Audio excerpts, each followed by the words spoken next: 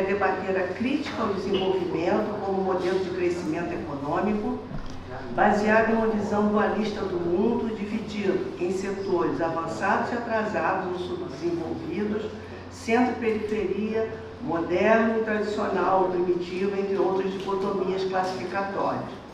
Tal modelo de desenvolvimento, que acarreta sérios impactos socioambientais, é contestado mediante alternativas construídas, sobretudo em contextos latino-americanos, a partir de reflexões que incorporam cosmovisões e modos de vida de grupos indígenas, quilombolas, palenques e outros povos tradicionais, segundo a perspectiva da decolonialidade do poder e do saber.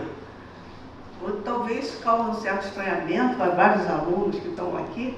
Eu sou de outra área, trabalho com etnicidade, direitos territoriais e culturais, né? Muitas comunidades de quilombo e povos tradicionais, de eu estar com esse tema, né? Trazendo esse tema aqui para discussão. Mas acontece que quando a gente vai fazer trabalho de campo, a gente, às vezes não é uma perspectiva teórica inicial da gente, mas no trabalho de campo a gente tem se deparado com situações que os grandes projetos de desenvolvimento, seja em termos de expansão do agronegócio, seja em termos de construção de barragem, de mineração, os grandes projetos estão atingindo os grupos e povos que nós estudamos. Então, esse é um tema que torna-se obrigatório para nós também, e pensar quais são as alternativas a esse modelo. Nós estamos hoje numa situação de democratização no país, né? Mesmo depois do 8 de janeiro, continuamos nesse processo, e a grande questão são esses temas de desenvolvimento que podem impactar grupos. Nós sabemos que o Congresso Nacional é dominado pela Frente Ruralista, né? Portanto, vão se financiar em termos de agronegócios e outras questões de mineração e tudo mais. Então, essa é uma discussão importante, e os povos que nós trabalhamos, né, os grupos sociais e étnicos que nós trabalhamos, eles, de certa forma, vão recorrer à Constituição Federal de 1988, aos direitos culturais e territoriais. Então, a composição dessa mesa, né, o professor Dr. Eduardo Godinas, Ramiro Ávila e Cândido Grabowski, ela se deu da seguinte forma: eu encontrei o Cândido, né, no Olhar Crítico 2, que foi logo depois da eleição do Lula, um evento que aconteceu em Recife e que juntou, porque tinha tido o primeiro governo Lula, o Olhar Crítico 1, que juntou, né, professores de universidade, ONGs e movimentos sociais. E nós tivemos algumas discussões que voltaram à questão do Fórum Social Mundial e tudo mais, né? Então, o Cândido está aqui em função dessa interlocução. O Eduardo Godinas tem participado da bibliografia do meu curso atual como professor, como pesquisadora visitante emérita do CPDA, da FAPERJ. No CPDA, que eu estou fazendo essa questão de ser visitante, na UFRJ. Então, também tem até aluno do curso aqui. Então, eu também estou dando um curso sobre antropologia do desenvolvimento nesse momento, e a bibliografia do Godinas foi utilizada, né? E também o Ramiro Ávila sobre a discussão do bem viver, a experiência dele na Constituinte do Equador, né? Sobre essa questão de incluir na Constituinte essa máxima do bem viver. Então, estamos para a mesa. E é com muita satisfação e agradecimento por estarem aqui. Eu chamo para a mesa o Cândido, o Eduardo e o Ramiro para compor então essa mesa e nós começarmos esse nosso simpósio especial. E muito obrigada pela presença de todos, todas e todes. Tá bom? Agora eu tenho que aprender.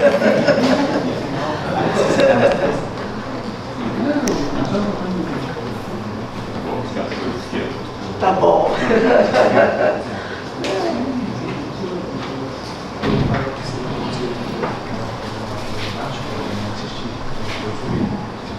Pode, só chega aqui na frente. Só chega, só fica em pé aqui na frente para as pessoas conhecerem. Para apresentar. Então eu vou agora fazer as apresentações, tá? O professor Eduardo Godinas é uruguaio, biólogo, intelectual e autor especializado em bem viver, meio ambiente e alternativas ao desenvolvimento. é pesquisador do Centro Latino-Americano de Ecologia Social, CLAS, acompanha e apoia movimentos sociais e instituições acadêmicas da região e temáticas envolvidas com as alternativas do desenvolvimento. Tem outras questões aí de cátedra e tal, mas acho que nesse momento isso dispensa esses comentários de curriculares, né? O Ramiro Ávila é equatoriano e advogado, doutor em jurisprudência e possui também um doutorado em sociologia pela Universidade del País Vasco. Atualmente é pesquisador e professor na Universidade Andina Simão Bolívar, em Quito, Equador. E o Cândido Gabrovski é brasileiro, sociólogo, mestre em educação e doutor em desenvolvimento econômico e social pela Universidade Paris I, Sorbonne. Atualmente é presidente e conselho curador do BASE, já foi presidente do BASE, né? E é associado à FASE, ao Instituto de Estudos Econômicos, Estudos Socioeconômicos, vice-presidente do Centro de Criação da Imagem Popular e membro do Grupo de Referência Global de Organização Internacional Pão para o Mundo. E você também foi presidente do fórum, né? Do comitê que organizou o Fórum Social Mundial. Muito bem. Aliás, eu estava até vendo da importância do Fórum Social Mundial ao reafirmar o lema de que outro mundo é possível. Vamos ver então como é que vão ser as nossas exposições para os nossos debates aqui. Tenho certeza que todos os colegas, pesquisadores, né, discentes que estão aqui têm interesse nessa temática e têm se deparado com essas questões, né, dos impactos socioambientais, dos riscos de entropia, em termos de desmatamento, de uma série de efeitos socioambientais danosos em termos dos povos tradicionais, que correm o risco de tornar-se nada. Então, faz-se premente o nosso debate. Muito obrigada e vamos dar início, então, professor Cândido? Então, Eduardo. Comienzo yo? Sim.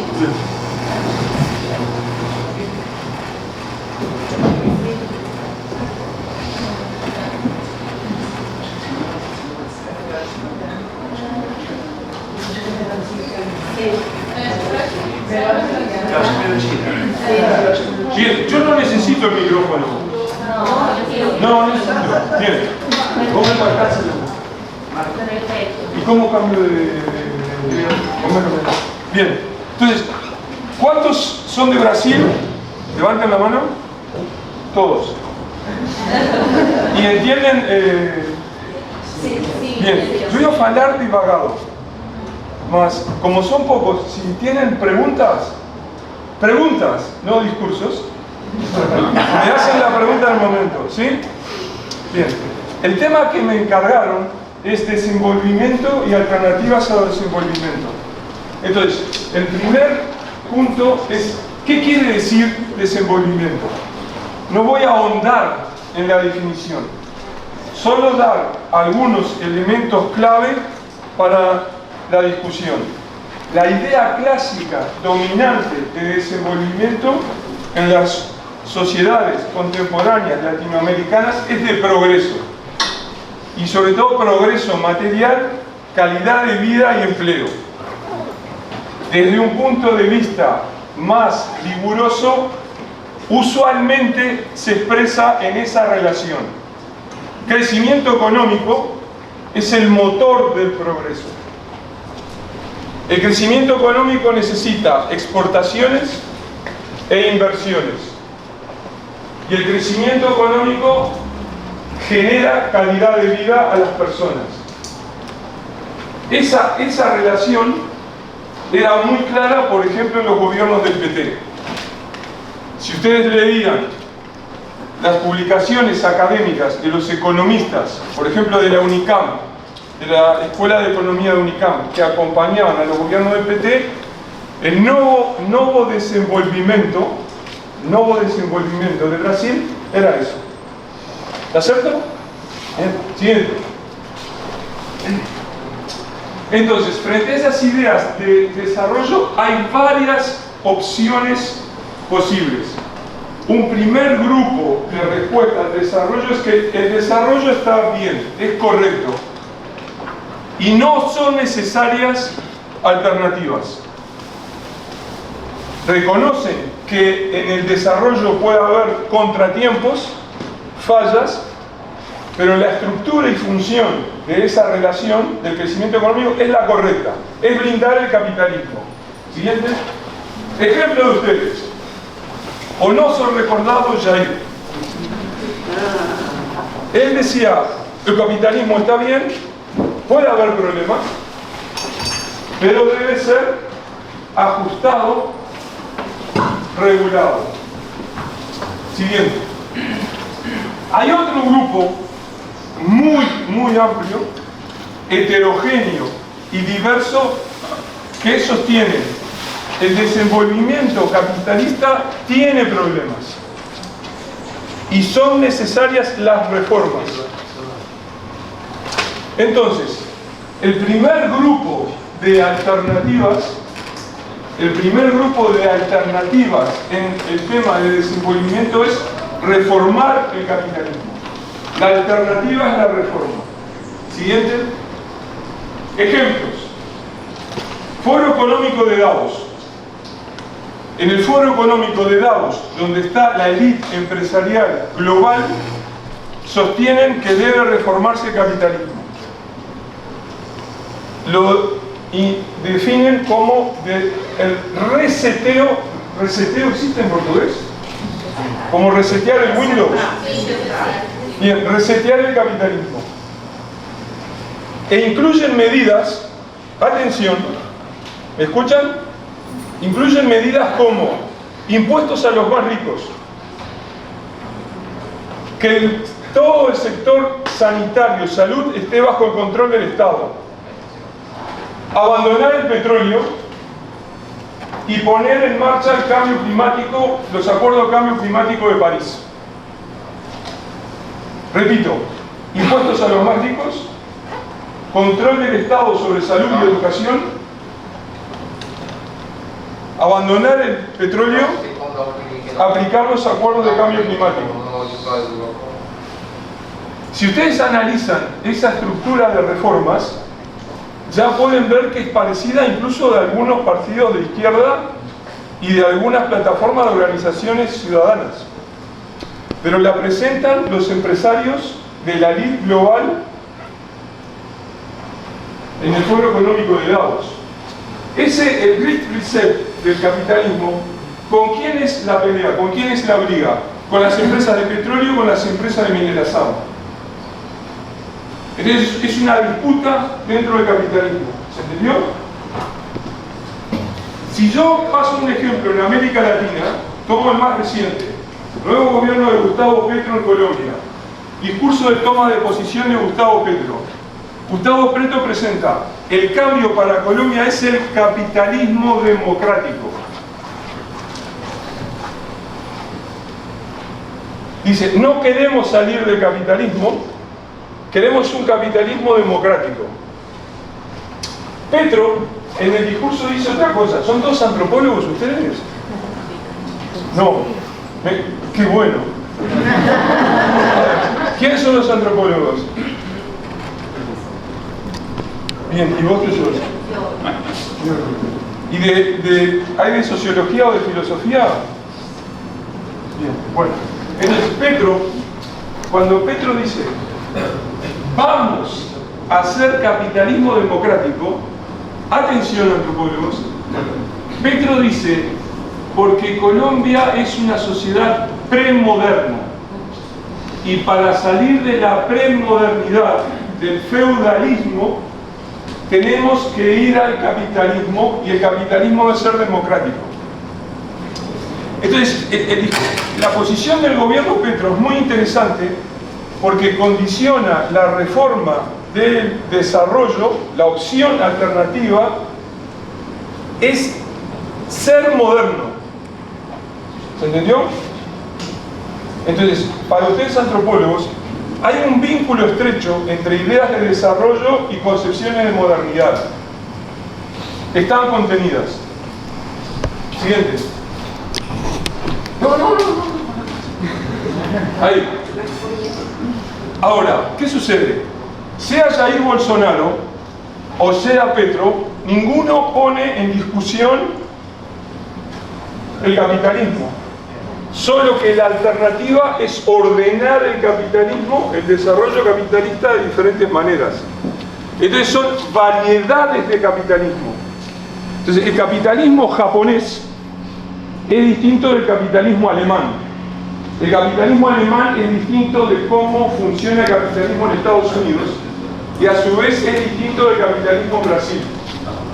Entonces el concepto que aplica son variedades de capitalismo, pero todos mantienen la creencia en el crecimiento económico, en la apropiación de los recursos naturales, en el valor económico, etcétera, etcétera.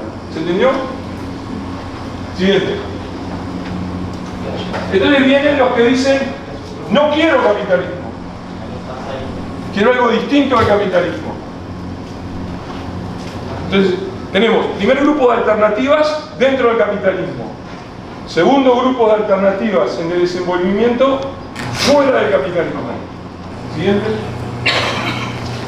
Les traje dos ejemplos para ustedes. El primero es David Harvey, geógrafo marxista, experto en Marx. Entonces Harvey dice que la alternativa al capitalismo es cambiar las relaciones entre valor de uso y valor de cambio y reducir la preponderancia. Sentate donde quieras, hay poco espacio. Yo les pido por favor que me apaguen el aparato, porque hasta a mí me distrae.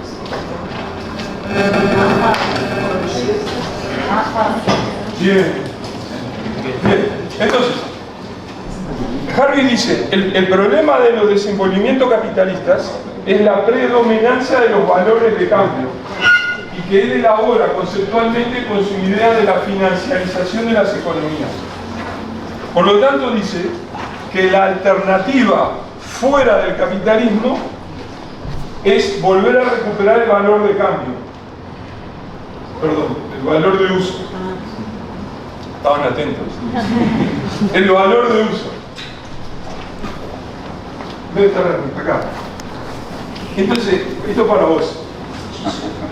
No, Harvey. Pero se mantiene dentro del valor de uso.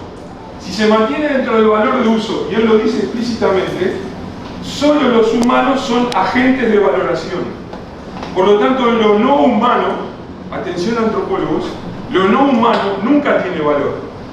El valor lo adquiere por el trabajo de las personas o porque las personas le asignan una valoración que sea. Pero el único agente moral, el que tiene agencia moral, son los humanos, y el resto, el ambiente, son objetos que reciben un valor que dan las personas. Entonces, para esta versión de alternativa a los capitalismos, los derechos de la naturaleza son imposibles. Entonces, lo que le va a presentar Ramiro sería imposible para esa variedad. ¿Se entendió eso? Paso a Zizek.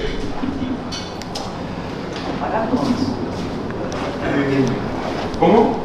Los paradoxos. No, dentro de su idea es organizado, es coherente. Siguiente. No, para atrás. Zizek. Entonces, Zizek dice lo mismo.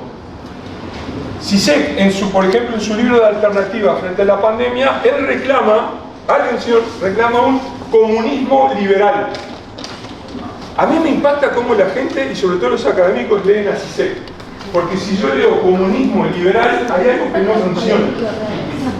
Entonces, él pone como ejemplo de manejo de la pandemia la administración del gobierno de China. Cómo el Partido Comunista de Pekín, desde Pekín, manejó la pandemia en China. Y que son necesarios crecientes niveles de totalitarismo, de autoritarismo, para regular una sociedad que él considera global. Pero advierte que no tanto autoritarismo como era el gobierno de Stalin. Eso dice él, y ustedes lo consumen. Entonces, fíjense ustedes, si se hace una reivindicación donde la alternativa es crecientemente autoritaria y vertical, le encantaría a Bolsonaro, estaría dentro del desarrollo, pero no es capitalista, sino que es manejado por el Estado asemejándose a un modelo chino. ¿Se entendió? Bien, ahora sí. ¿Qué sucede? Ahora, sea la vertiente capitalista como no capitalista, son todas variedades de desarrollo, porque todas persiguen el progreso, el crecimiento, la gestión y apropiación de recursos naturales. Solo cambian en el papel del Estado, por ejemplo, entre las variedades capitalistas y no capitalistas. ¿Cuánto Estado interviene o no? ¿Cómo se crean los mercados? ¿Quiénes los regulan? ¿Quiénes traen los recursos naturales? ¿Quiénes los exportan? Pero son todas variedades de desarrollo. Entonces, las variedades de desarrollo indican que la creencia del desarrollo está profundamente arraigada en las sociedades contemporáneas y se expresan tanto por derecha o por izquierda. Siguiente. Y ustedes son un gran ejemplo que viene del siglo XIX. Cuando los positivistas, acá el grupo de positivistas en Río de Janeiro, aquí enfrente, decidió que el motivo de la bandera de Brasil era orden y progreso. Orden y progreso son dos de las esencias básicas del desarrollo en la modernidad. Necesito progreso, que ahora se llama desarrollo, y necesito orden. Las personas deben ser controladas, disciplinadas y enmarcadas para poder funcionar dentro del desarrollo. Entonces, la idea de desarrollo no es una idea de mediados del siglo XX. Tampoco eso que muchas veces se repite, que es del gobierno de Truman y su discurso en 1949, no es así. La idea de desarrollo, la palabra desarrollo ya se usaba a finales del siglo XIX para estudiar y organizar las vinculaciones de la corona británica con sus colonias en África del Sur y en la India. Y usaban la palabra desarrollo. Y estaba asociada a controles, orden, a controles de las poblaciones en las colonias. La palabra desarrollo en las Américas comienza a principios del siglo XX. Apenas se creó la Organización de Estados Americanos, la OEA, ya tenía un comité de desarrollo, antes de la Segunda Guerra Mundial. El primer libro de texto de economía sobre desarrollo es de los 1910, es de un alemán, Schumpeter. No es un invento de los años 40. Es más viejo y se inserta sobre la idea de progreso. Entonces, ¿qué es? Volvamos a Zizek, mi amigo. Entonces, ¿qué sería una alternativa bajo el desarrollo? Y Zizek tiene un texto clave que se pregunta, ¿qué es ser revolucionario en el siglo XX?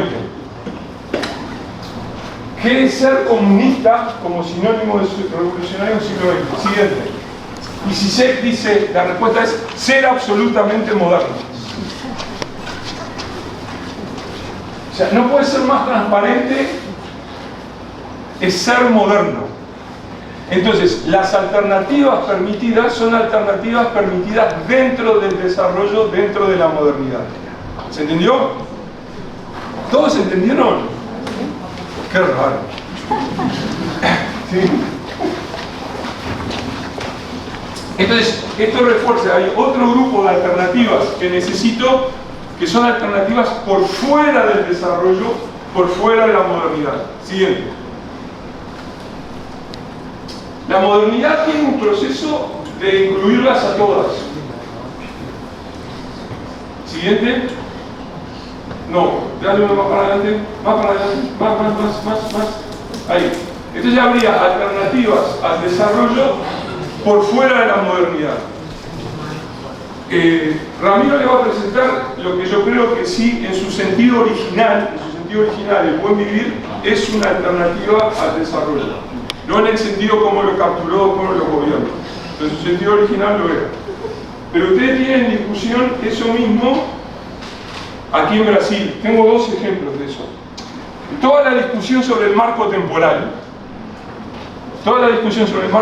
puede ser reinterpretada como una discusión sobre esto. ¿Por qué? Porque aprovechando que ustedes son antropólogos, y eso me da una oportunidad para abordar con otro vocabulario ustedes pueden definir a la modernidad como una ontología, en el concepto de los antropólogos, no de los filósofos. Entonces, si la modernidad es una ontología, una de las características de la modernidad, esta de origen occidental, es que se presenta como universal. Es la misma en New York o en Niterói. Segundo, no existe el límite, el borde no existe. Todos estarían dentro de la modernidad. Habría modernidades múltiples. La expresión de la modernidad carioca es distinta de la amazónica y es distinta de la de los alemanes. Pero el concepto de frontera no existe. Por lo tanto, la idea de una alternativa por fuera de la modernidad, una alternativa por fuera del desarrollo occidental, no existe. Y cuando se la presenta es considerada inconcebible o incluso peligrosa porque estaría en contra del crecimiento económico, por ejemplo. En el caso del marco temporal, cuando acá se discute marco temporal, hay otras ontologías que recrean identidades desde otras territorialidades. Entonces, la discusión jurídica del marco temporal no entiende la creación de identidades con sus territorios. Tiene una ceguera ontológica. No entiende otras ontologías. ¿Se comprendió? Más o menos. Para atrás. Para atrás, para atrás, para atrás. Bien, para adelante ahora. Entonces, la ontología moderna es esta. Aquí está el resumen que les presento. Separa sociedad y naturaleza. El agente de valor es solo el humano. O sea, solo hay sujetos humanos. Es esencialista. Es universalista. Hay una historia lineal, universal, que todos deben copiar, etc. Siguiente. Y tenemos ejemplos de discusiones académicas y prácticas sobre otras ontologías no modernas que permiten discutir alternativas al desarrollo. Reciben varios nombres. Ahí están, les puse algunos de los nombres que usan los antropólogos. Yo estoy dentro del grupo último, el que trabaja las aperturas ontológicas, para que les quede claro. Después, al final, hay unos correos electrónicos míos, a los que quieran más bibliografía, con gusto les mando. Siguiente. Entonces tenemos alternativas al desarrollo. Entonces, repasemos del inicio. No hay alternativa al desarrollo, Bolsonaro. Hay alternativas dentro del desarrollo capitalista, de muy diverso tipo. Vimos Foro Económico de Davos, Petro. Hay alternativas por fuera del desarrollo capitalista, vimos Zizek y Harvey, pero son todos desarrollo. Este es otro nuevo grupo de alternativas por fuera del desarrollo, por fuera de la modernidad. El ejemplo es Buen Vivir, que se lo va a dar Ramiro, por lo tanto yo no digo nada para ir más rápido. Siguiente. Sí. Estoy bárbaro. Entonces, esas ontologías otras tienen algunos aspectos en común. Por lo general son biocéntricas. Quiere decir que la perspectiva de valoración y de organización no es solo dependiente de la mirada humana, no es solo antropocéntrica. Por lo tanto, puede haber valores propios en lo no humano. Puede haber valores intrínsecos. La idea de valor intrínseco en lo no humano es totalmente ajena a la tradición moderna. No existe eso. La tradición moderna toda comparte la convicción de que solo los humanos son agentes de valor. Reconocen lo que, capaz que algunos de ustedes lo estudiaron, la provincialización de las historias. O sea, hay varias historias en paralelo, no hay solo una historia universal de origen eurocéntrico. Por lo tanto, son locales o regionales. Siguiente. Entonces, cada uno de los elementos yo los puedo abrir en más detalle. Porque estoy explorando alternativas. Entonces yo digo biocéntrico. ¿Qué quiere decir biocéntrico? Entonces abro la entrada del biocéntrico y tiene todos sus componentes. El biocéntrico es una postura que reconoce, como le decía, los valores propios de lo no humano, pero a la vez obliga una apertura de múltiples valoraciones que sí hacen las personas. Valoraciones estéticas, religiosas, históricas, etc. O sea, impone una condición de valoración múltiple. Las comunidades pasan a ser comunidades o agregados de humanos y de no humanos.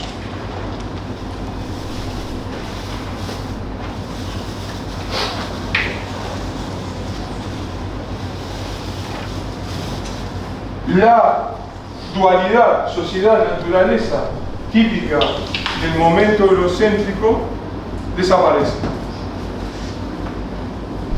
Entonces, yo tengo un componente de alta jerarquía en lo biocéntrico, de él derivo otros componentes. Siguiente. Y de ahí derivo más componentes precisos. Estoy haciendo un recorrido para demostrarles que aquí se desemboca en alternativas prácticas concretas al desarrollo. Que esto no es solo una discusión académica. Que esto termina en cómo hacer políticas públicas de otra manera. Entonces, aquí hay otro de los componentes. Si yo reconozco de que hay una valoración no humana, eso es una desobediencia de las epistemologías de la modernidad. Yo desobedezco, tiene una desobediencia de la tradición que imponen las epistemologías de la modernidad. Genero conocimientos desde otra manera. Entonces, hay un componente de desobediencia epistémica. Hay un componente de rebeldía performativa. Si yo sostengo que desaparece la dualidad, vos que sos bióloga, desaparece la dualidad sociedad-naturaleza, el concepto de ecosistema es un concepto performativo. Tú creas un ecosistema como bióloga cuando te planteas, te parás frente al ambiente y pensás, eso ahí es un ecosistema. Estás performando un ecosistema, lo estás creando. El ecosistema no existe, lo creaste tú. ¿Se entendió? Bien. Entonces ustedes van a performar desde otras maneras. Prefiguraciones políticas. Lo que hace Ramiro en Ecuador. Capaz que ellos pierden su consulta ahora sobre la moratoria del petróleo en la Amazonía. Capaz que la pierden. Pero solo ese esfuerzo es una prefiguración política de estrategias. Por ejemplo, ¿por qué no hay una consulta nacional en Brasil para poner una moratoria sobre la explotación petrolera en Brasil?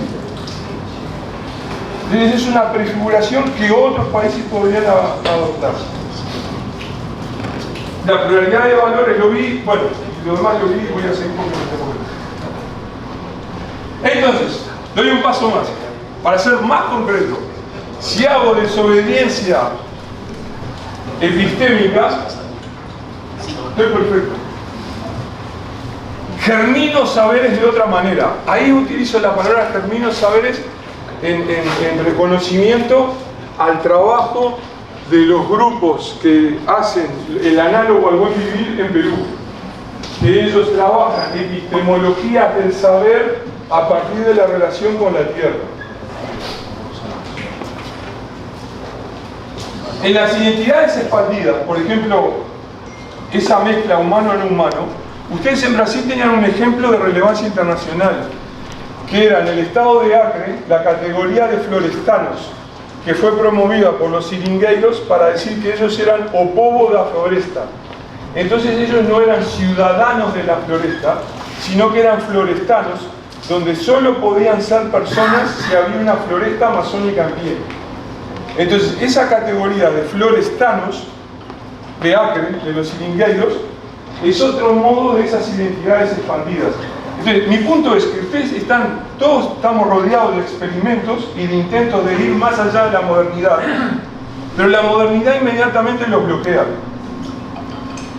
Y si ustedes presentan una tesis sobre los florestanos, depende de quién es el orientador de la tesis, porque capaz que a más de un académico dice, no, esto es New Age, no es para un congreso. Entonces ahí opera la modernidad, lo bloquea inmediatamente. Siguiente. Entonces, mi postura sobre esto es que las alternativas al desarrollo son urgentes, que es indispensable un papel de la academia en analizar los diferentes tipos de alternativas que hay en juego, que pueden ser dentro del capitalismo o fuera del capitalismo, dentro del desarrollo o fuera del desarrollo. Hay una gran confusión sobre esto, que es alarmante y que está prevenido cuando una organización, por ejemplo, de la sociedad civil o de izquierda, termina diciendo lo mismo que el Foro Económico de Davos. Ahí hay algún problema serio en cuanto a la reflexión, en cuanto al análisis. Que es urgente porque hay un serio problema, especialmente de deterioro ecológico, que no da tiempo para ensayar nuevas variedades de desarrollo. Casi todas las variedades de desarrollo ya se ensayaron y todas repiten los problemas de base. Por ejemplo, ninguna resuelve otra relación con la naturaleza. Entonces no hay tiempo de ensayar una nueva variedad de desarrollo. La discusión sobre alternativas de desarrollo es inseparable de la discusión sobre la modernidad. ¿Siguiente? Bien, entonces mientras copian esto, tengo 2 minutos, ¿no? Pregunta terrible. A ver, ¿qué quiere decir la palabra alternativa? Todos vinieron a un simposio sobre alternativas. ¿Qué quiere decir alternativa? ¿Por qué vinieron? Rápido, que tengo 2 minutos. Otros nativos. Otros. Tibio. Más. ¿Qué quiere decir alternativa? Posibilidad. Diferencia. Pero en la academia, las ONGs, los sindicatos, todos usan la palabra alternativa. ¿Pero qué quiere decir alternativa? Tienen miedo de decir qué quiere decir. Bueno, esto me encontré en la pandemia. Poca gente sabe qué quiere decir alternativa. Entonces cierro con esto. Alternativa es una de esas raras palabras en español, y creo que igual en portugués, que tiene un significado doble. Alternativa quiere decir que haya otras opciones, pero en el origen de la palabra, que viene, por ejemplo, de la relación con los esclavos, de los esclavos con los maestros, quiere decir que haya otra, más de una opción, pero también quiere decir que haya libertad para poder elegir. Entonces, no hay alternativa si no hay condiciones de libertad para poder elegir. Es una palabra que tiene esa variedad, esa particularidad, que tienen pocas palabras en castellano, que su significado implica una opción y un compromiso, un deber. Necesitan de libertad para poder elegir. Hay opciones de desarrollo que anulan esa libertad para poder elegir. Explícitamente, Bolsonaro. Hay opciones de desarrollo que hacen invisible, impensable o inimaginable las alternativas porque solo conciben opciones de cambio dentro de la modernidad. Y por fuera de la modernidad no lo ven posible. Entonces ustedes recuerden que sea la que sea la alternativa que estén procurando, la palabra siempre incluye una práctica, un compromiso con la libertad para escoger. Gracias.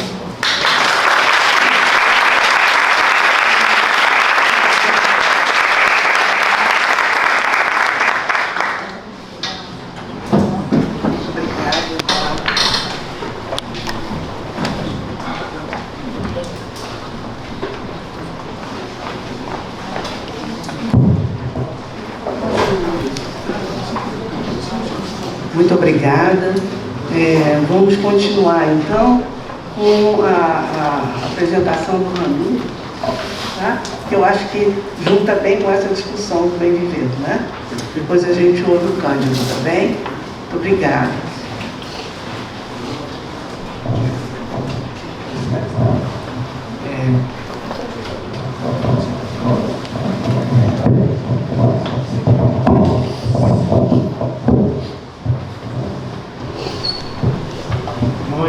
Muy buenos días. Para mí es un honor enorme enorme estar acá. Me encantaría tener el valor de Eduardo de pararme y hablar en el corredor. No me atrevo. Yo quisiera intentar hablar sobre una de las alternativas. Y quisiera también poder complementarme con lo que ha dicho Eduardo. Y voy a hablar sobre un principio que se reconoció en la Constitución de Montecristi, la de Ecuador, del año 2008, que se llama el summa causae. También esta noción, esta idea, que algunos traducen como buen vivir y otros como vivir a plenitud, también fue reconocida en la Constitución de Bolivia y también estuvo en el proyecto de Constitución chilena que lastimosamente no se aprobó en referéndum. El summa causae, para mí, yo vengo del derecho, soy abogado, soy jurista. Para mí el summa causae es un principio tan importante como en el derecho occidental es el de igualdad, es el de libertad, es el de dignidad. Es la primera vez que el constitucionalismo de América Latina establece un principio que es fundante del Estado y también de los derechos. Tiene tanto valor como en el constitucionalismo alemán fue el principio de dignidad.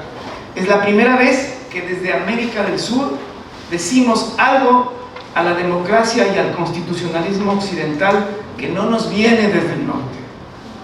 Ecuador dijo summa causae y también dijo Pachamama, con esas dos palabras quichuas, y lo habló, digamos, a un constitucionalismo occidental, hegemónico, moderno, que se burla de estos principios y que también los ignora. Y digo que se burla y los ignora porque la tradición jurídica, incluso la ecuatoriana, no reconoce, no enseña, no incluye en las clases de derecho constitucional estas dos grandes instituciones que vienen desde el mundo andino y desde el mundo indígena. Mucho tiene que ver en que Ecuador, al igual que muchos países, sigue teniendo una base colonial muy fuerte, de colonialidad muy fuerte y también de racismo. Así como la libertad, la igualdad y la dignidad en el mundo del norte global son conceptos que cambian, que se disputan, que se interpretan de forma diferente, lo mismo sucede con el summa causae. En Ecuador suelen decir que el summa causae no tiene sentido porque no tiene contenido. Y yo suelo replicar que lo mismo sucede con principios como, por ejemplo, la igualdad en Estados Unidos. La misma Constitución que reconocía la igualdad sacó sentencias como aquella que decía que hay que ser iguales pero diferentes, y por lo tanto se legitimaba que exista un régimen de apartheid en los Estados Unidos. Y el mismo concepto fue interpretado en un caso que se llama Brown contra el Board of Education, y la igualdad se consideró como una igualdad sin discriminación.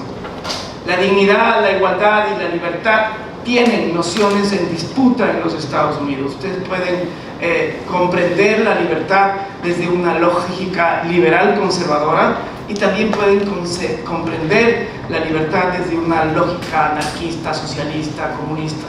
Todo eso permite la palabra. Las palabras permiten disputas políticas. Lo mismo sucede con el summa causae. El summa causae es un concepto, es una noción, es una categoría que está ahí en el Ecuador y que ha sido interpretada de forma diferente. Quizás el primer golpe duro que recibió el summa causae fue en el gobierno que promovió la Constitución del año 2008. Ellos planificaron, ellos y ellas, el gobierno de un señor que se llamaba Rafael Correa y que decía que era la Revolución Ciudadana. Ellos hicieron un plan nacional del buen vivir, que si ustedes leen ese plan tiene dos cabezas que son esquizofrénicas. Por un lado, la retórica. Ustedes van a ver que en la retórica está armonía de la naturaleza, esta diversidad, saber indígena, y por otro ya la concreción de ese plan, que tiene que ver con la noción que Eduardo explicaba, que es la típica de desarrollo moderno y progreso. No, el gobierno de Rafael Correa consideraba que el buen vivir significaba tener que extraer la mayor cantidad de petróleo y también abrir el Ecuador a la minería si es que se acababa el petróleo, y comprender igual el desarrollo como siempre se comprendió: PIB, de vez en cuando utilizar otros indicadores económicos, pero igual medir la pobreza en términos económicos y en términos de dinero, medir el desarrollo. Por ejemplo, él decía cosas, que eso es lo que voy a comentar en una tercera parte en la charla de hoy. Él decía cuestiones como: no podemos nosotros sentarnos en una ceniza, en un lugar de oro, porque sería estúpido no explotar la riqueza natural que tenemos. Entonces, esa es una comprensión del summa causae que fue muy perniciosa en Ecuador, porque asoció desarrollo y además intensivamente extractivista con summa causae. Este fue un problema que tuvimos, que seguimos teniendo. La otra visión del summa causae, y que lo promueven algunos líderes e intelectuales indígenas, tanto en Bolivia como en Ecuador, tiene que ver con una visión que le denominan pachamamista. Y esta visión pachamamista tiene la lógica de que el desarrollo y progreso fue el que interrumpió una línea de historia que tenían los pueblos indígenas. Y lo que promueven es volver a un sistema de vida distinto y anterior a la irrupción del desarrollo y progreso con la conquista española, portuguesa y con todo lo que fue la colonialidad. Esa es la segunda mirada. Es una mirada que a mí a veces me cuesta. A veces, por ejemplo, hay gente que dice: para entender el summa causae hay que hablar en quichua, hay que hablar en guaraní, hay que hablar en shuar, hay que hablar en awa, hay que vivir como los indígenas, hay que sentir como los indígenas. Y es como, a mí me resulta complicado. Por ejemplo, yo me acuerdo en un lanzamiento de un libro del summa causae, el pedir que todos nos miremos, estábamos en un lugar como este, y digan: por favor, todos nos orientamos hacia donde sale el sol. En el edificio decía: ¿dónde diablos sale el sol? Y era esta idea, uno sentía que tenía que sentir la cosa de la espiritualidad indígena, y a veces uno se siente como ajeno de esto. Esta es otra visión, existe. Yo siempre, las personas que sostienen esto, yo siempre respeto un montón a las personas que tienen pensamiento radical, porque ese pensamiento radical nos forza a mirar a tener otras miradas. Yo admiro el feminismo radical, admiro el pachamamismo radical, admiro en general a los veganos radicales y a todos estos que nos hacen mirar y nos sacan de nuestro lugar de confort. Así que yo no critico esto, porque además la gente lo hace con experiencias que a veces uno no tiene.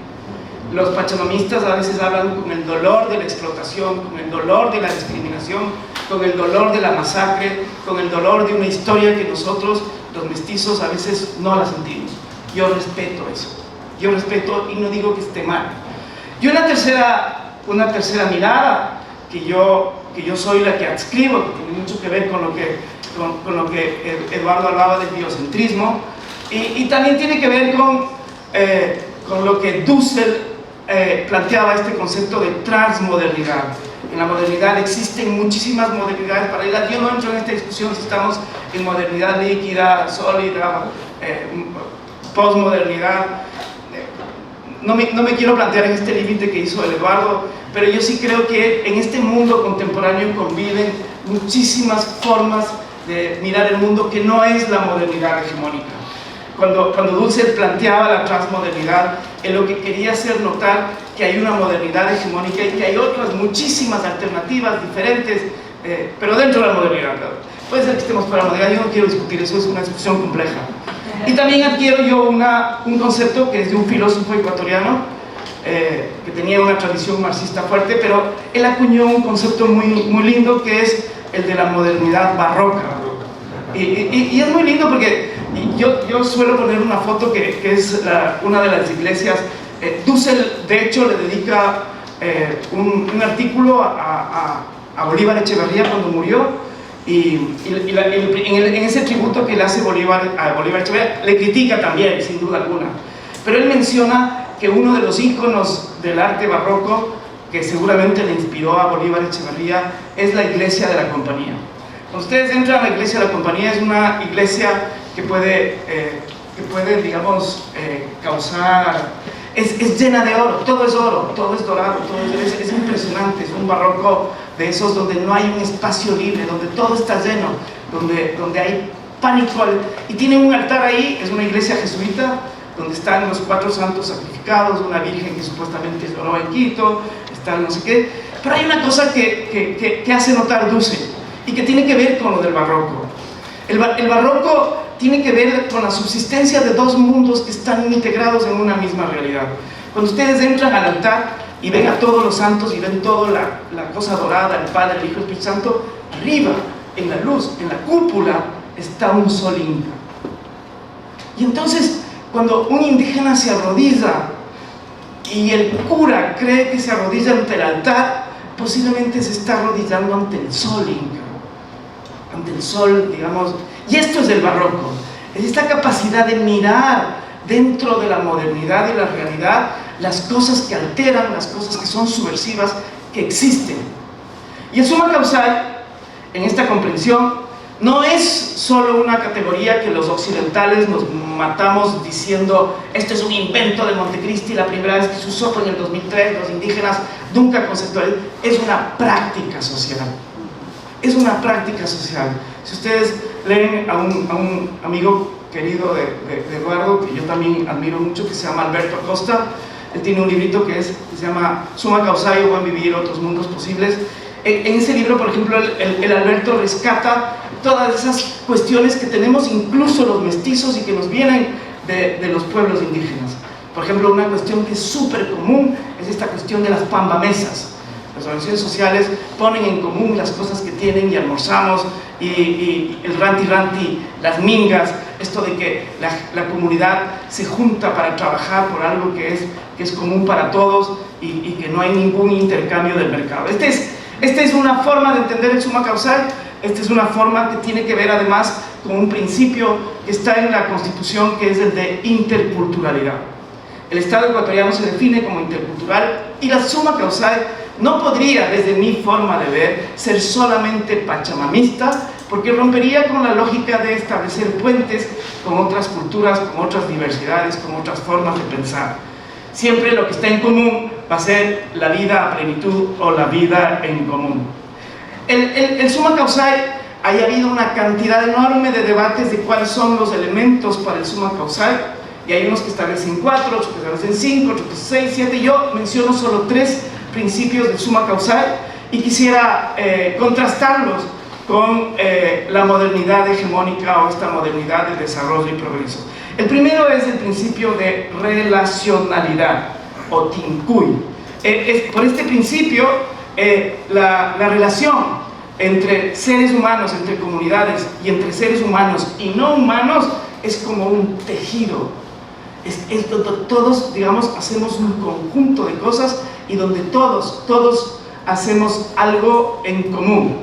La relación, no se puede entender el ser humano individual, social y colectiva y con el mundo y el universo y los otros seres no humanos sin esta relacionalidad. Esto ya es una transformación distinta al paradigma de la modernidad hegemónica que decía que el universo es como una máquina y que mencionaba Eduardo, que es esta cuestión de la disolución de las separaciones. El mundo de la modernidad hegemónica se basa en la clasificación y en la separación. El mismo Descartes separaba el cuerpo humano del espíritu, de la mente, y consideraba que todo era cosa. Y la metáfora de la modernidad, del racionalismo científico, es la máquina, es el reloj. En cambio acá todo está relacionado, todo está integrado y la metáfora no puede ser otra que la vida y que el tejido. El otro principio súper importante es el de reciprocidad, que en quichua se le llama ranti.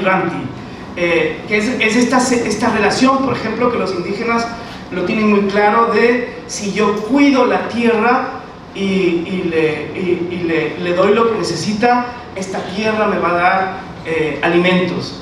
Yo siembro, yo cosecho, y hay una relación de reciprocidad. No es la misma relación de la reciprocidad del capitalismo, que está mediada por el mercado, donde yo doy dinero y me dan un servicio, porque quizás la gran diferencia es que la reciprocidad del mundo indígena se basa en relaciones de equidad, de igualdad, de reciprocidad y de simetrías. En cambio, la relación de reciprocidad del capitalismo es una relación siempre asimétrica, de la multinacional que te mete con la propaganda del IAE y además te mete transgénicos, comida chatarra, basura, no sé qué cosas más, y tú le tienes que pagar. No es esta, porque esa es una relación tremendamente asimétrica. La del summa causale es una relación donde implica que todos los que están interactuando tienen igualdad, o se procura o se les considera igualdad de condiciones. Y el otro principio que quiero destacar es el de complementariedad. Y aquí la metáfora que yo siempre uso es, en la lógica del summa causale, es como un rompecabezas, donde todas las piezas son necesarias, pero todas las piezas son diferentes. Las piezas juntas arman el rompecabezas, y la misma lógica es en la lógica del summa causale. Todos los seres, todos los individuos, los seres no humanos tienen su lugar en el universo y todos se complementan entre sí. Esto es completamente distinto al desarrollo y progreso que se basa en la lógica del individualismo propietario. Entonces, como pueden ver ustedes, digamos, es una alternativa del summa causale, y esto está en disputa. Yo quiero decir y mencionar algo que ya lo mencionó Eduardo también. En Ecuador estamos disputando, me parece que es tremendamente importante lo que estamos debatiendo en Ecuador, porque estamos disputando un modelo de desarrollo, o estamos disputando la alternativa del desarrollo.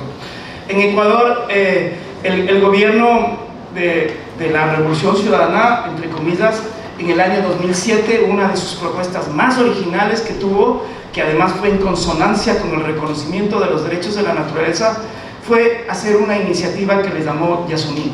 Y la iniciativa Yasuní, además, era tremendamente visionaria en muchas cosas, porque se anticipó a lo que serían los acuerdos de París del 2015 y estas cosas. Lo que dijo es, oiga, la única forma de salir de estas crisis climáticas es dejando de sacar el petróleo y reconociendo lo que está arriba de la superficie y no lo que está abajo de la superficie. Lo que está arriba de la superficie es vida, lo que está abajo enriquece a un grupo muy pequeño de seres humanos. El petróleo, la minería, todas estas cosas, digamos, es de interés de las multinacionales y de intereses corporativos. En cambio, lo que está arriba es las comunidades que viven de eso, la biodiversidad que existe, y declaró que uno de los lugares donde había petróleo demostrado, probado, que se llama el Yasuní, en ese lugar Ecuador iba a honrar los derechos de la naturaleza y de los pueblos indígenas en aislamiento que viven ahí, y no iba a explotar petróleo. El problema que tuvo es que la propuesta tuvo mucho de modernidad hegemónica, porque lo que quería es pedir colaboración económica a cambio de la conservación.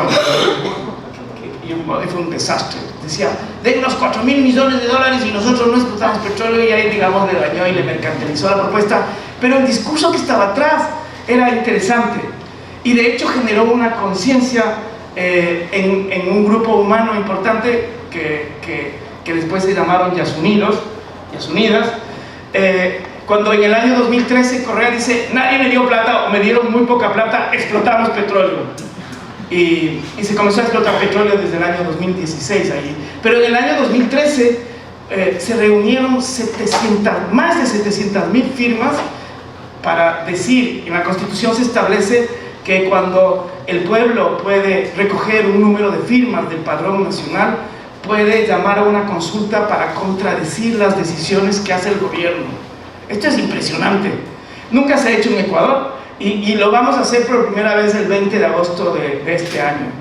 Y se reunieron las firmas, y luego tuvo un proceso, pero de fraude, que ustedes no se pueden imaginar. Todas las instituciones del Estado para no hacer esa consulta. la Corte Constitucional, el Consejo Electoral, el Tribunal Electoral, la Asamblea Nacional, la Presidencia de la República, el Consejo de Participación, y archivaron en el año 2014 la consulta porque no tenía firmas. Después los Yasunidos y las Yasunidas, digamos, pelearon para que se reconozca que hubo violaciones al proceso, que hubo una ruptura de la democracia, que no se cumplió con la Constitución, que se hizo una auditoría. Después, cuando acabó el gobierno de Correa, se hizo una auditoría y efectivamente se vio que todas las firmas que fueron rechazadas de forma arbitraria. Y entonces, 10 años más tarde, la Corte Constitucional dice, oigan, aquí esta consulta tiene unos vicios de procedimiento, si hay firmas, se hace la consulta. Y por primera vez estamos debatiendo en Ecuador qué ha significado el desarrollo y el progreso y qué significa parar de explotar el petróleo, porque al final el desarrollo y el progreso se basa en la lógica de que la naturaleza es un objeto y de que tienes que explotarla hasta el último recurso, como si fuera además recursos infinitos. Es un recurso, es un recurso. Y entonces por primera vez estamos decidiendo esto. Y en el Yasuní ustedes tienen el pueblo tradicional que ha vivido ahí, se llama el pueblo Waurani. Hace 50 años que se comenzó a explotar petróleo, el pueblo Waurani, todo el pueblo Waurani era un pueblo no contactado. De estos muchísimos que hay acá en Brasil, se calcula que en Sudamérica existen 150 pueblos no contactados, Ecuador tiene 2. Entonces ustedes pueden ver, en el mismo Yasuní, pueden ver 3 tipos de guauranis que reflejan todos estos debates y complejidades del desarrollo y de las alternativas al desarrollo. Por un lado, ustedes tienen los guauranis que se insertaron en el peor mundo del capitalismo, porque lo que les hicimos fue ser trabajadores marginales de las petroleras.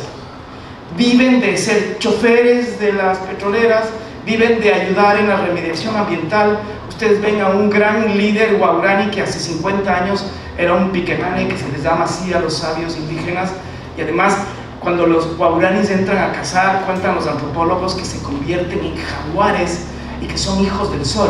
Y de pronto son mendigos de la petrolera. Hay prostitución, hay alcoholismo. Yo hace como 4 semanas visité una zona consolidada de hace 30 años en el Yasuní mismo, bloque 16 se llama, de una comunidad, y ustedes ven cemento en lugar de malocas, ven basura en lugar de selva verde.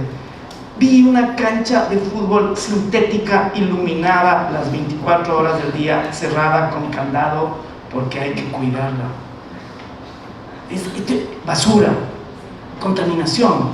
Yo digo, yo en el Yasuní, ¿puedo bañarme en el río? Me dicen, no, está contaminado. 30 años después, esas comunidades indígenas están pidiendo agua potable. Eso es el desarrollo y progreso. Ha hecho mendigos a nuestros pueblos indígenas, les ha aculturizado, les transformó de jaguares, les transformó en trabajadores marginales de una petrolera. Este es un mundo, el de desarrollo y progreso. Y el otro, de la alternativa, son los tagaeris y los taromenanes. Estos van 50 años enfrentándose a todo lo que puede significar modernidad. Lancearon a un grupo evangélico del Instituto Lingüístico de Verano en el año 58. Lancearon al obispo Monseñor Lavaca y a una monja que se llama Inés en el año 1978. Han lanceado a los que entran... Lanza. Sí. O sea, esta gente es gente... Bien, porque... Esta gente es desnuda. Es todo la alternativa radical que uno se puede imaginar está en el Yasuní. Que ustedes saben porque tienen pueblos indígenas.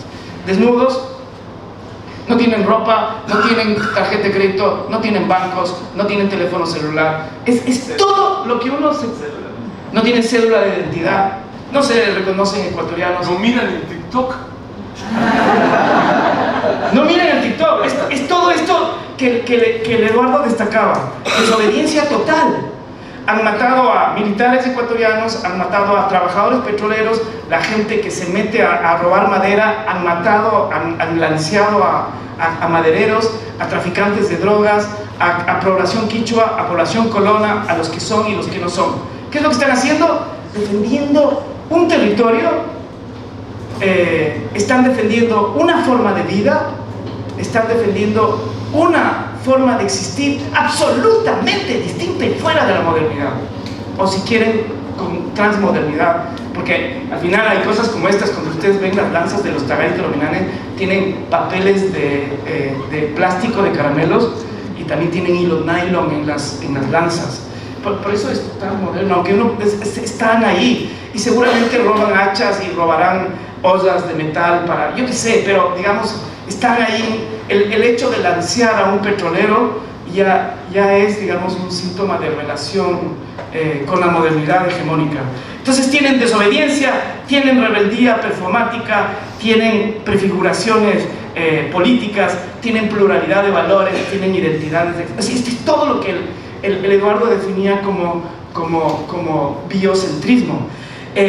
Entonces, ustedes tienen en el Yasuní, lo que se está disputando este 20 de agosto en Ecuador es esto: seguimos con el petróleo, explotando petróleo.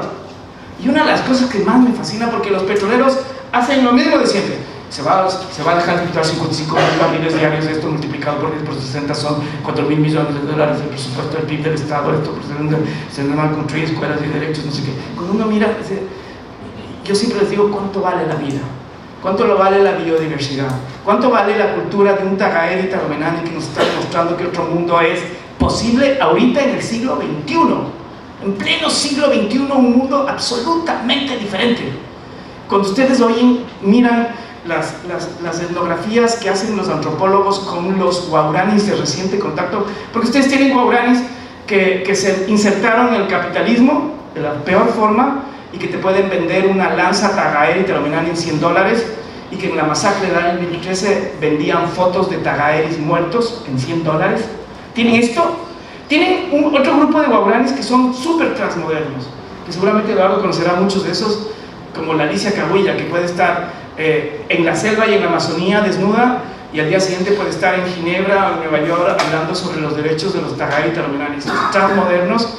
Y que ella siempre dice: yo soy súper rica cuando estoy en la selva y me vuelvo pobre cuando cojo un bus para ir a Quito. Esta cosa de la transmodernidad y estos mundos paralelos. Y luego tienes los que rechazan todo, que son los Tagay Taromenani. Y en esta transmodernidad, lo que sabemos de los guauranis son lo que nos dicen los guauranis de reciente contacto. Y es un mundo que todo es impresionante. Por ejemplo, Laura Rival, que es una profesora de Oxford, que es experta que es una de las expertas en Tagay, en pueblos guauranis. Por ejemplo, ella decía, no, mejor no les cuento, pero todo es diferente, todo desafía la concepción, la sexualidad, la familia, la economía y estas cosas. Con esto acabo. No se puede entender el Summa Causai sin la Pachamama y sin los derechos de la naturaleza. No se puede entender. De hecho, cuando ustedes ven en el preámbulo de la Constitución, dice: el Summa Causai o buen vivir es la relación, palabras más, palabras menos, armónica con la naturaleza. Y yo sí cojo el concepto de Harvey, de valor de uso y valor de cambio. Estoy de acuerdo con la precisión que hace Eduardo de que Harvey no tiene la lógica de la naturaleza, pero en la transmodernidad hay que coger lo que sirve y hay que mezclar y hay que hacer interculturalidad. Harvey, en el libro que se llama 17 contradicciones del capitalismo, menciona 3 que si es que la contradicción se supera, cae el capitalismo. Y es esta del valor de uso y el valor de cambio. Si es que las cosas dejan, o los bienes y los servicios dejan de tener valoración en el mercado y tienen una valoración y apropiación solamente cultural, se cae el capitalismo, pero de bruces. El problema está en que siempre estamos confiando en el dinero, en el dólar y en la transacción y en el mercado y estas cosas, y creemos que pero esto es fake. Pero esto no se puede hacer sin un concepto que es paralelo y que lo tenía la Constitución, el proyecto de Constitución chileno, que la de Ecuador no llegó a hacerlo. Porque el gran problema que tiene la naturaleza es que sigue predominando la idea de propiedad privada o propiedad pública. La Constitución chilena tenía una institución que es a la que tenemos que llegar, que es la lógica de lo común, es decir, sacar a la naturaleza del mundo del mercado, porque si es que la naturaleza es sujeto de derechos, no puede estar en la lógica del valor de cambio y en la lógica de compra y venta. Este es un proceso que en Ecuador se está haciendo despacio, pero se está haciendo ya. La Corte Constitucional de Ecuador ha reconocido como sujeto de derechos y por tanto fuera del mercado a ciertos espacios particulares. Uno de esos es un bosque que se llama Los Cedros, otro es un río que se llama el río Monjas, otro es otro río que se llama el río Akepi, otro es los manglares de Esmeraldas, donde ya son lugares donde si son sujetos no se puede entrar en el mercado. Entonces el concepto de suma causal, y así digamos podríamos coger algunas cositas de Harvey, ponerles con derecho de naturaleza y tiene un montón de sentido en esta lógica de interculturalidad. Y solo acabo diciendo, yo estoy súper de acuerdo por razones que no hemos dicho acá y que entendemos que ustedes la comprenden porque la estamos viviendo y sintiendo, esta lógica del antropoceno, la crisis climática, la crisis ambiental, esta crisis energética que además tiene una crisis social demasiado fuerte en el mundo contemporáneo. Yo acabo con esas dos, tenía más el Eduardo, pero acabo con esas dos. Cambiar, dejar de mirar el desarrollo y progreso y mirar otras alternativas, fuera de la modernidad o dentro de las transmodernidades, como quieran, es urgente y necesario. No por la Pachamama, no por la tierra, es por la especie humana y por las especies con las que estamos conviviendo. Esto después de 100 años es invivible, este planeta. Y esto, la única forma de cambiar es cambiar la forma como nos relacionamos con el mundo y cambiar la forma como miramos la naturaleza. Y eso es justamente una mirada distinta y alternativa al desarrollo y progreso. Muchísimas gracias.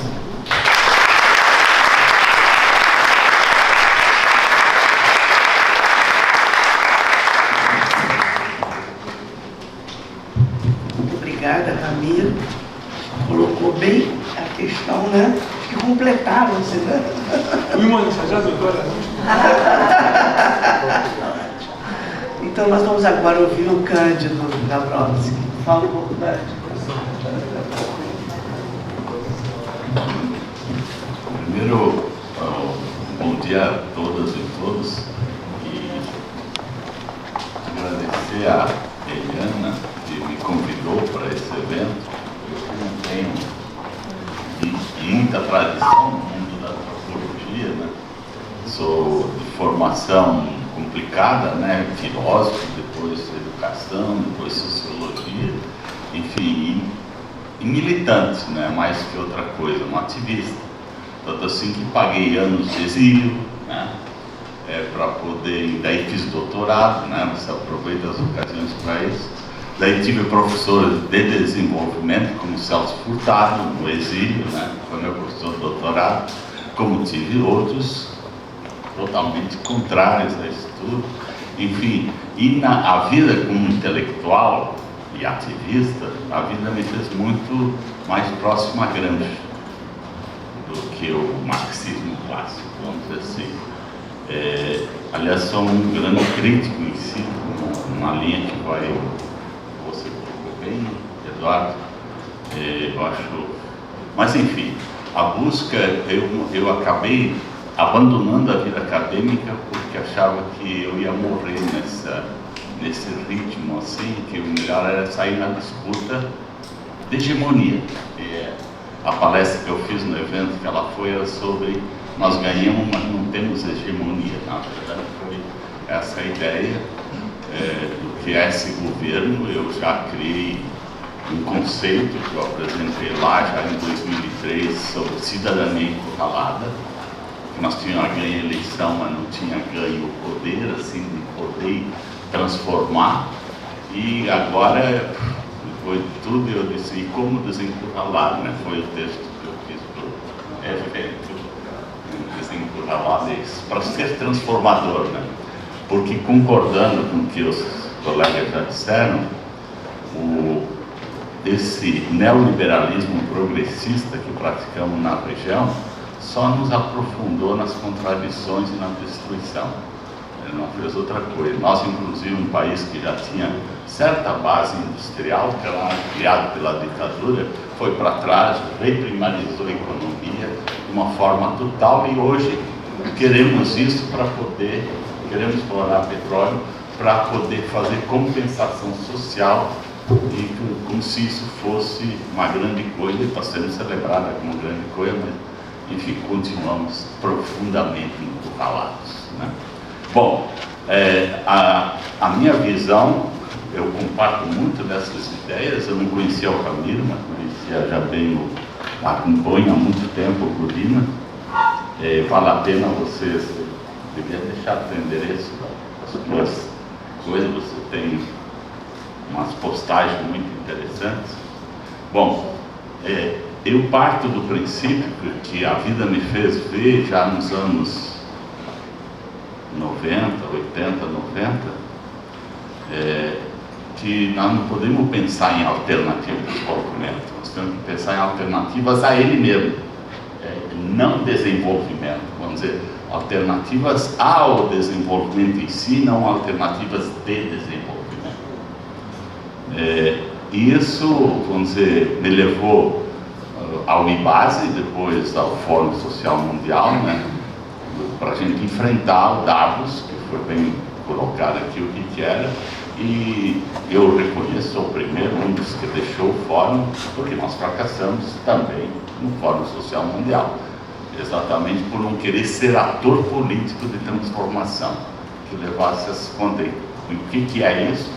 Eu gostaria um pouco entrar nesses elementos. Um primeiro texto que me levou a entrar nesse caminho que eles entram foi ainda para Rio +20, porque como eu participei já na Rio 92, a Rio se fez na época, liderado por Wolfgang Sachs, um dicionário sobre desenvolvimento, e nós agora fizemos um dicionário sobre pós-desenvolvimento, né? Um texto que está disponível e é interessante, mas nesse processo tem muita luta, né? E a coisa de lutar contra a globalização capitalista, que radicaliza, leva a refletir certas coisas, né? Eu acho que o Eduardo disse, isso não foi uma invenção de Truman, mas é uma invenção no sentido de uma hegemonia cultural do imperialismo, que exatamente surge nessa época a oposição pós-guerra entre socialismo e isso, porque houve essa bipolaridade do mundo, ainda vemos as consequências até hoje, e os Estados Unidos não quer perder a hegemonia imperial, está fazendo guerra agora por terceiros, fez de tudo, o mundo foi sendo partido, né, em função disso, né? Coreia ainda é um exemplo vivo, mas teve o Vietnã,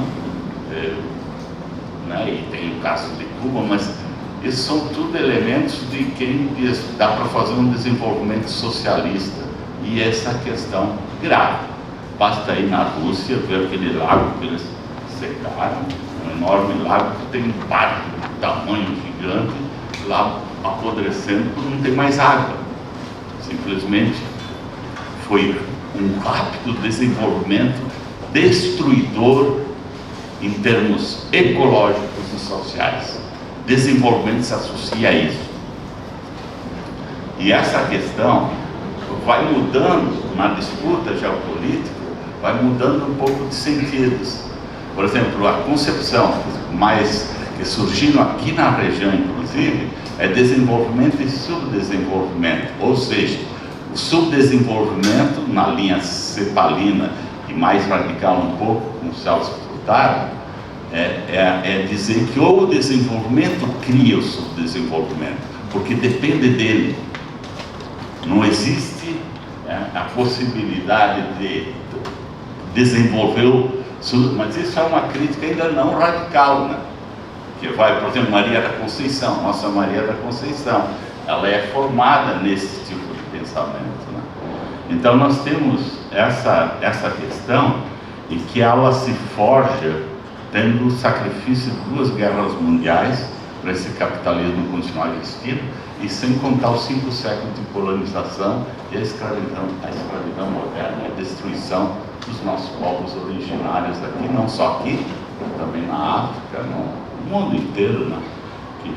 Que o preço que se pagou por essa expansão capitalista agora com mais um elemento, a consciência, ou ao menos a consciência, da mudança climática, né?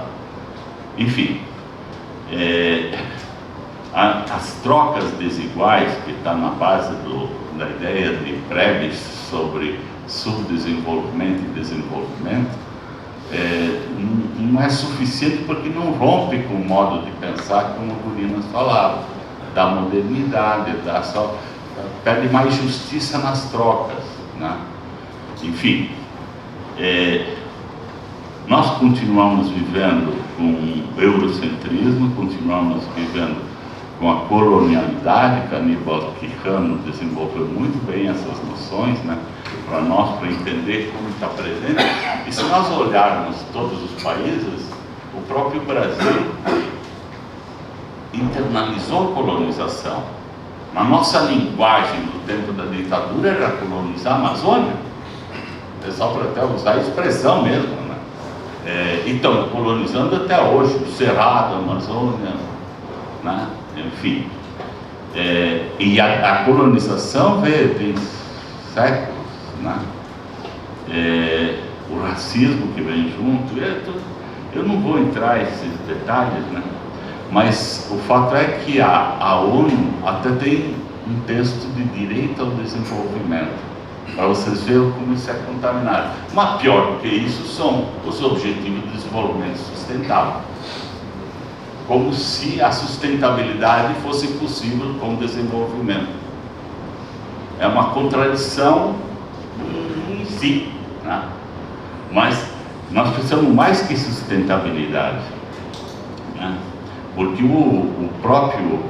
essas noções são complicadas, elas não dão conta dessa questão central que os companheiros já colocaram, do que é a natureza na vida, do que é todos os seres vivos e os direitos que se envolvem entre nós todos. Nós não podemos ter direito e negando o direito aos outros seres vivos. Nós não podemos, em nome do direito, afetar sistemas ecológicos, que é a única maneira de talvez os nossos bisnetos, não sei o que, poder viver nesse planeta, né? Porque afetou de tal modo que pode implodir, pode desregular total. Temos um verão, a gente já está vendo o que está acontecendo, né, no hemisfério norte nesse momento. Mas não precisamos ir longe. Se subir um pouquinho só do que se prevê o nível do mar com o fim do degelo, com o avanço do degelo, Groenlândia, hemisfério norte, hemisfério sul, 2/3 da nossa região metropolitana aqui vai ficar debaixo d'água, simplesmente assim, como Nova York também. Não é um mal que não reconhece os limites do capitalismo. Bom, mas vamos ver alguns indicadores, só porque eu estou falando da contaminação das nossas cabeças, que acho que os companheiros, sobretudo o Dinas, lembrou muito no início, né, como nós pensamos com chaves que nos dominam. Nós falamos isso no nosso evento em Paris. Por exemplo,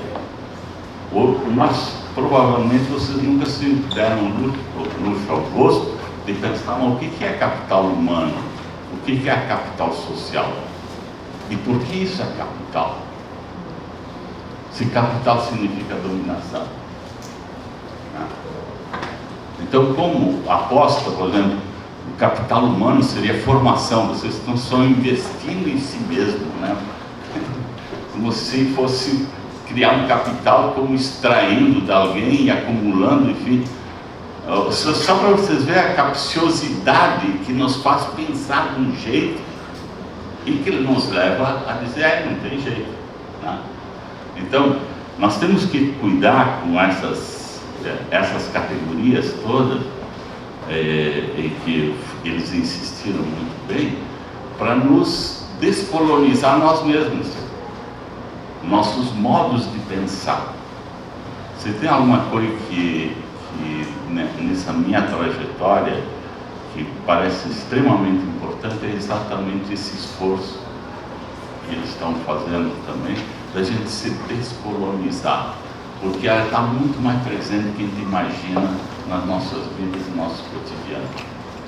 Ontem mesmo li um texto recente, em outras palavras, traduzido e publicado em outras palavras, sobre o que aconteceu na Espanha.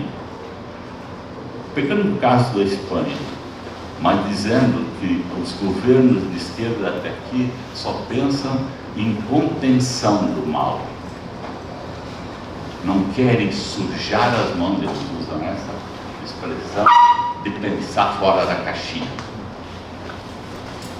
E você não vai encontrar quase esquerda nesse mundo organizado em partidos que pensam diferente disso. E esse é um grande desafio que nós temos, como construir daí, vamos dizer, essas expressões em um novo modo, um novo paradigma de pensar, etc. Né? Isso me leva, eu só vou lembrar alguns indicadores, cuidado com eles. Se nós questionamos hoje muito o PIB, o IDH não é muito diferente, porque mais de metade dele é o PIB. E o PIB é a expressão máxima de quanto ganha, quanto cresce. Ele não indica nada sobre as questões que nos levam a pensar. Mas mesmo a teoria da dependência, ela não sai desse marco. Né? E os ODS, os Objetivos de Desenvolvimento Sustentável, então que é um discurso até nos cobra, né? Que o objetivo de desenvolvimento está atingindo, né? Ou então esses acordos climáticos, que eles não chegam a colocar a verdadeira questão na mesa. A questão é reduzir o consumo de energia fóssil, etc. Mas é muito mais complexo que isso, né? É toda a relação. Daí em 2012, para 2012, eu me aventurei a produzir um texto que se chama Os Caminhos e Descaminhos para a Biocivilização.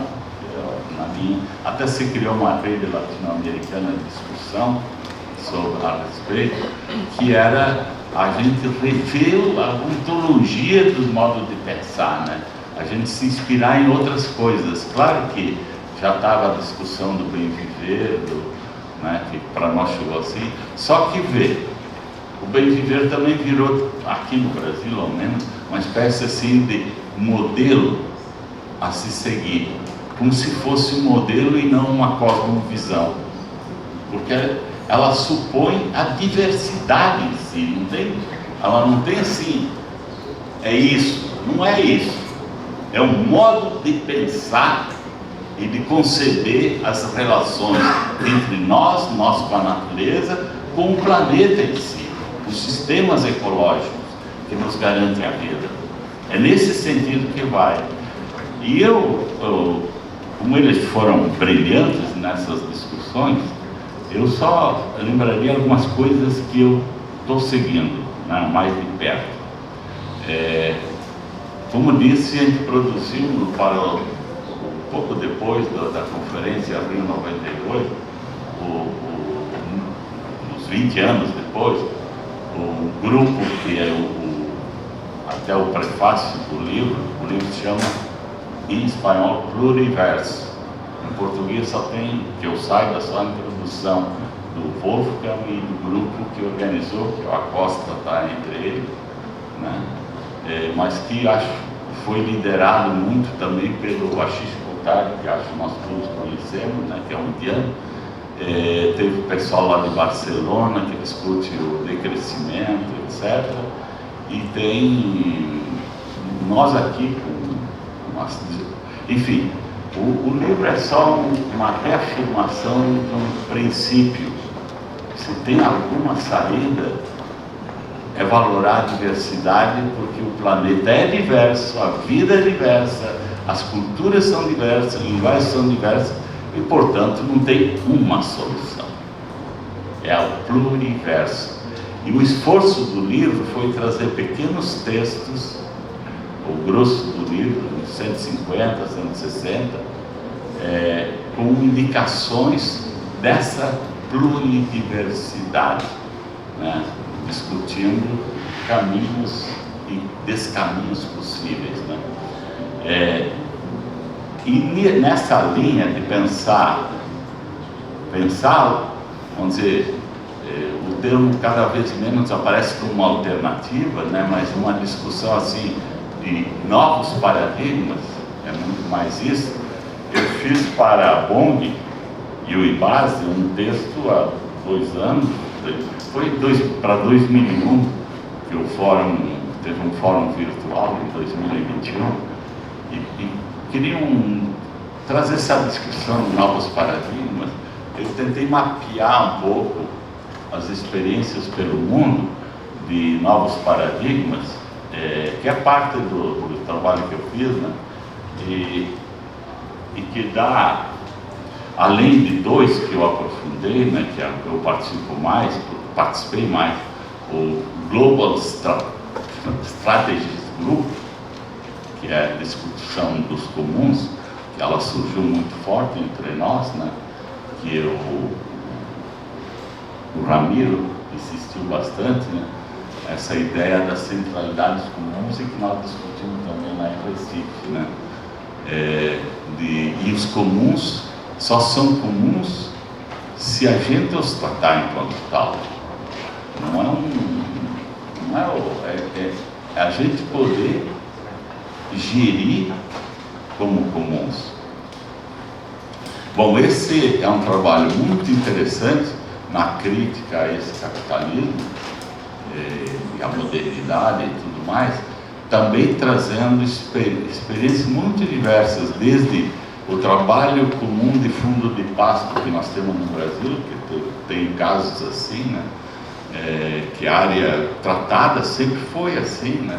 De povos tradicionais, como a coleta como que chama essa permanente? A flor.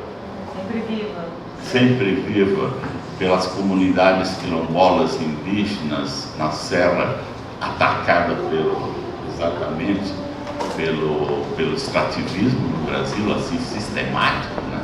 Que é a única serra interiorana no país que vai de norte a sul. Ela surge no Rio Grande do Sul e vai até o Piauí, né? O sul do Piauí.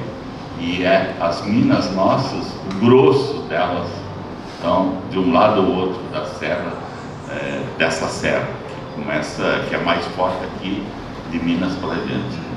E nossas águas minerais, quase todos, estão na volta disso também, né? Bom, o outro grupo é o Great Transition Initiative, que eu acho que vocês conhecem, né? Eu acompanho bastante por causa que me convidaram a partir do fórum, e eu acabei até priorizando. É um debate muito desconectado muitas vezes de práticas, mas onde aceita toda a contribuição. E aí tivemos um debate de viver, Paulo Solon produziu um texto, eles produzem um texto de discussão e tem um mês, 2 de discussão, e depois o autor faz um resumo e as principais contribuições são editadas. É liderado praticamente pelo Instituto Telos de Boston, nos Estados Unidos. É uma reflexão interessante pela diversidade de temas, né? Uma das discussões recentes foi o direito dos animais, só para vocês verem a questão específica na crítica às indústrias de boi, de indústria de frango, né? Porque são verdadeiras indústrias, já não tem mais nada quase natural, apesar de depender da vida desses bichos para nos dar. Só que eu lembro bem, frango, na minha casa, minha mãe levava para produzi-lo como frango uns 8, 9, 10 meses. Hoje, se não matar até 47 dias, ele morre de cirrose. Por causa disso, o franguinho que vocês compram no supermercado, ou ele tem 27 dias, aquele menor, a 45 dias. É o limite máximo para matar esse bicho, né? E gente comer. Mas tem mais, se mata mais boi no ano no mundo que a população mundial. É outra invenção desse capitalismo nos fazendo... Bom, comemos carne, mas o que estamos comendo? Bom, mas tem outras discussões. Tem o Peer-to-Peer Foundation, que peer em inglês quer dizer, é um pouco lidando entre comuns, né? Peer-to-Peer Foundation, e que vem do pessoal enfrentando a privatização da internet, do espaço digital. E daí, como a gente é software livre, começou assim, e ela se desenvolveu hoje em muitas iniciativas para combater o que são as maiores empresas hoje do mundo, são todas nessa área, né? Comercializando nossos dados pessoais. Mas tem outras, muitas, aqui na América Latina, nós temos teve esse dicionário do pós-desenvolvimento do pluriverso, mas isso foi um juntar de quem estava envolvido no tema. Mas tem o mapa da justiça, o Atlas da Justiça Ambiental, né, que vale a pena, o Working Group Beyond Development, que é muito ligado à Rosa Luxemburgo, a fundação que estimulou, inclusive, acho que tinha uma certa centralidade no Equador, né, coordenado pela Rosa Luxemburgo, e que entra todos esses debates, né, que vale a pena acompanhar. E tem também coisas assim como ecossocialismo, que vale a pena, mas uma informação fundamental, daí é mais técnica para essa discussão, é os limites planetários do grupo lá de Estocolmo, né? Que vale a pena também acompanhar, porque ele mapeia como esse capitalismo está passando os limites planetários para se manter a integridade, o direito que a natureza tem, a sua integridade, como um direito como nós temos a viver. Então vale a pena ver.